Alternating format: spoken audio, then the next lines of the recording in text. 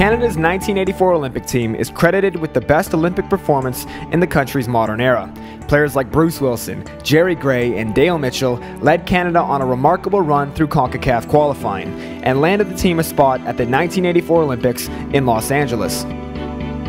Upon arrival at the 84 Games, Canada opened the tournament with a 1-1 draw against Iraq, before suffering a narrow loss to Yugoslavia in the tournament's second game. But it was in the third game where Canada showed its quality. Dale Mitchell scored twice as Canada defeated Cameroon 3-1 to book a place in the Olympic quarterfinals against Brazil. It was Dale Mitchell again who gave Canada a shock 1-0 lead against the Brazilians, but the South Americans responded with a late equalizer to send the game to extra time. The match would eventually be decided on penalties after Canada had a goal disallowed, and in the end, it was Brazil who prevailed as the winners.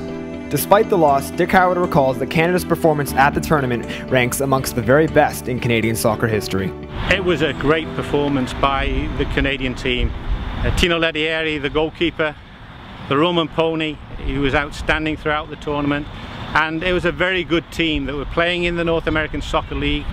Professional players were allowed in the tournament at that time, and in the game against Brazil, Canada arguably were robbed because a legitimate goal was called back by the referee. We actually had to go into penalty kicks, and we lost on penalty kicks. But the Brazilian newspapers, because I actually later that year was in Brazil, they were very complimentary about the Canadian team and felt that Brazil had a little bit of luck on their side. And when you look at that Brazilian team, it had I believe, a player called Carlos Dunga, and we know what he has done both on the field and as a coach. It was a very experienced Brazilian team, but a great performance by Canada.